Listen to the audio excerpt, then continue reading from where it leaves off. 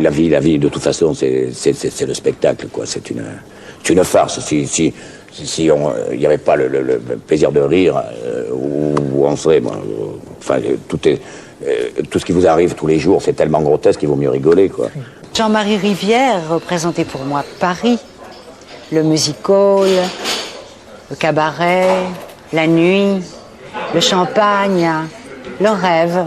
Le goût de la fête, je crois, la générosité, l'échange permanent avec le public. Jean-Marie avait le don du spectacle, c'était dans ses veines. C'était une façon un peu marrante de faire un clin d'œil à cette liberté sexuelle qui explosait en 69-70.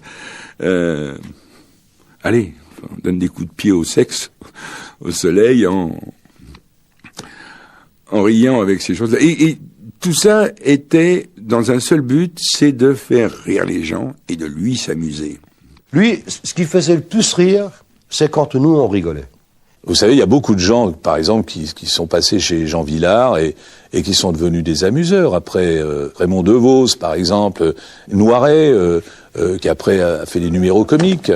Et Rivière, il a choisi cette voie, et c'était pas du tout une régression, hein. C'était peut-être parce que le théâtre était emmerdant.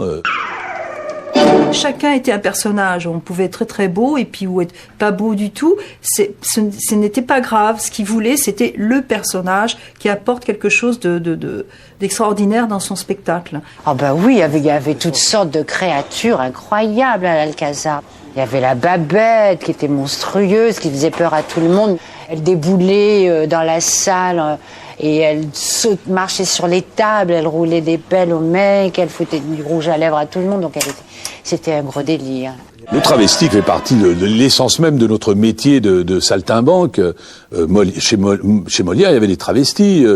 Chez Shakespeare, n'en parlons pas, puisque c'était les garçons qui jouaient les rôles de filles. Le travesti, c'est un des piliers de notre art. Le transformisme, l'équivoque, l'équiproquo. Et ben ça, c'est l'esprit ancestral du cabaret, et c'est tout cet esprit-là qu'a retrouvé Jean-Marie Rivière. Avant d'appartenir à la troupe de l'Alcazar de Paris, il faut bien le dire, oui, Romiag appartenait à la troupe des compagnies républicaines de sécurité.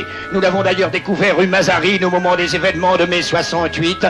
Oui, vous me direz, il travaillait à ce moment-là dans le même quartier, je vous répondrai, c'est vrai. Il n'a changé que son fusil d'épaule.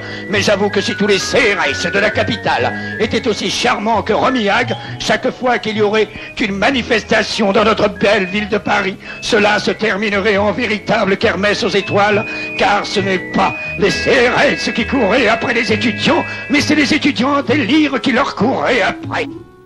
Oui, la vie, c'est formidable. La vie, c'est une merveille. C'est une grande merveille. Et quand on a l'honneur de vivre, croyez-moi, il faut en profiter.